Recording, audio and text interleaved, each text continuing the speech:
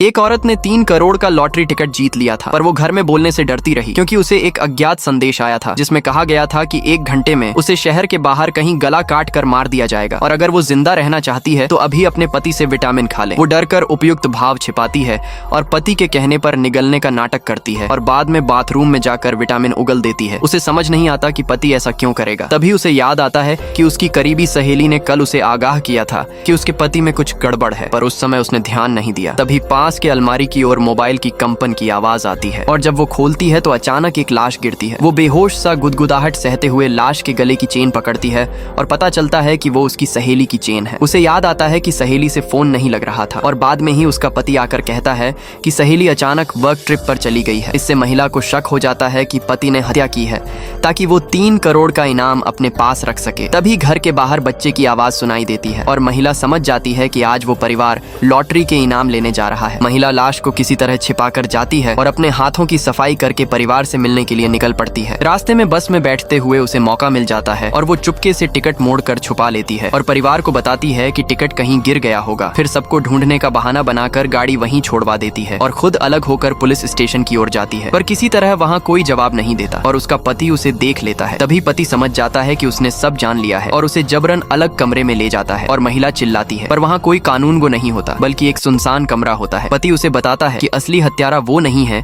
जो उसे मारना चाहता है, बल्कि वो उसका खुद का पिता है और वो पिता बीते 20 सालों से रात के अंधेरे में अमीर लड़कियों को मारने वाला बारिश रात का हत्यारा है। और पति का कहना होता है कि वो उन लोगों से नफरत करता है जो मेहनत की बिना हासिल करते हैं। पति को मारने की जद्दोजहद सुनकर महिला पास की कुर्सी से बंध कर बैठी बेल्ट खोलकर भाग निकलती है और शहर से बाहर किसी खाली फैक्ट्री तक छिपने में कामयाब होती है। उसे लगता है कि अब सुरक्षित है। तभी उसे फिर से वह संदेश मिलता है जिसमें मृत्यु की जगह और समय बदलकर फैक्ट्री और 17 मिनट के भीतर मरने का कहा गया होता है और संदेश में हत्यारे के रूप में वही पुराना बारिश रात का हत्यारा बताया गया होता है। महिला को समझ आता है कि तभी उसके पिता का नाम क्यों घर में अक्सर आता था और वह एक अजीब सी याद के साथ डर के मारे कांप उठती है। तभी उसे एहसास होता है कि पिता शायद पहले से ही उसे ढूंढ चुका है।